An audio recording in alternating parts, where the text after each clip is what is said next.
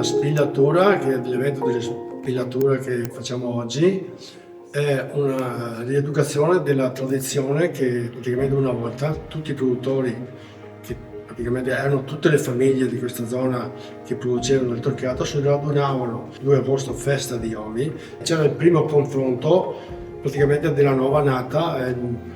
praticamente fra i vari produttori, c'era il Baruffe, eccetera, il mio Bibon, il Tonno, eccetera. Quindi noi abbiamo recuperato questa tradizione, non facciamo Baruffe perché il prodotto è unico, però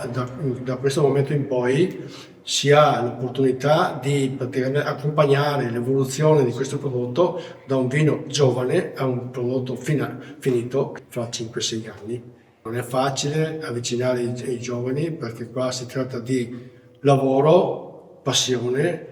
e poca remunerazione, nonostante il vino sia un vino che costa, però il costo è dovuto da tutta una serie di cose che non sto qui ad elencare, ma l'auspicio è comunque che ci siano dei giovani. Tra l'altro c'è qualcuno alla finestra che vuole entrare e in particolare fra poco annunceremo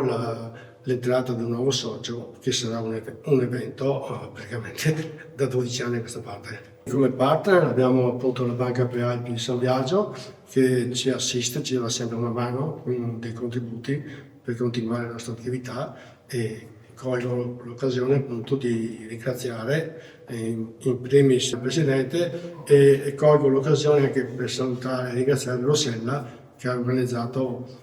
questo evento delle riprese che facciamo oggi. La nostra presenza qui sta a significare la materializzazione dello scopo mutualistico e la preservazione delle identità locali. Sappiamo che le banche di credito cooperativo, la nostra banca di credito cooperativo, che è data 1894, nasce come Cassa Rurale e quindi il legame imprescindibile tra agricoltura, vitivinicoltura e il territorio è fondamentale per noi. Quindi non è solamente un'operazione commerciale, ma è sicuramente un'operazione rivolta a preservare quelle che sono le identità locali e lo stretto legame con il territorio. Nello stesso tempo, nel contempo, quindi, ci proponiamo, da un punto di vista tecnico, economico, finanziario, al sostegno di queste attività, al passaggio generazionale